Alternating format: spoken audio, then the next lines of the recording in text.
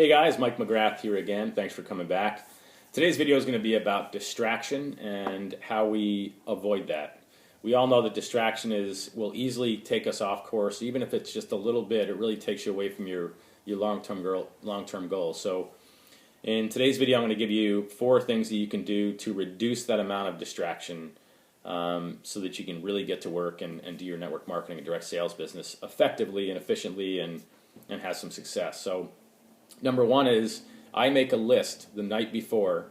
I really do it for the week, and then I adjust it day by day because I've found also when I'm not distracted, I do more activity than I've really set up for myself. So you're always reviewing that stuff. So you make a list of the new prospecting calls you're going to make, the follow-up calls you're going to make.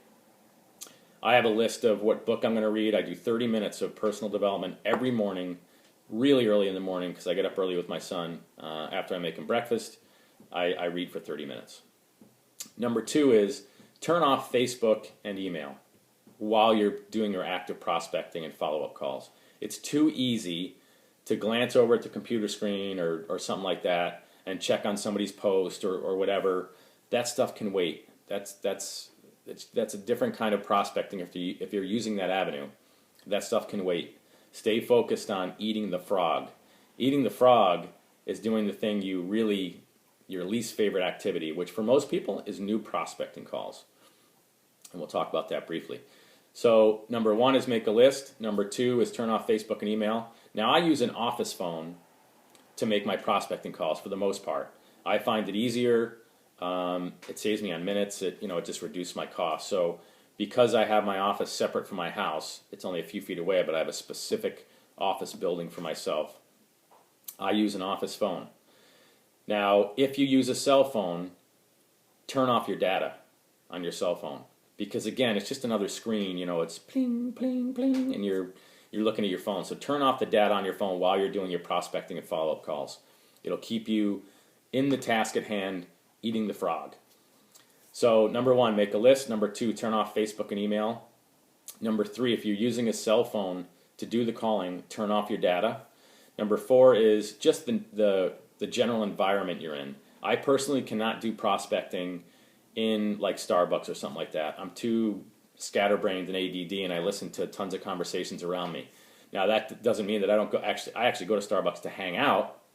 That's kind of I do prospecting there also to meet people and stuff like that. I cannot do my active prospecting when I'm following up with people and making calls to specific people while I'm out there. I can't. The environment's just too it gets me distracted. Someone's going to come up and say hello, and then I'm off my task. So pick a spot in your house. If you don't have a place to go outside of your home, pick a spot in your house that's just your work area.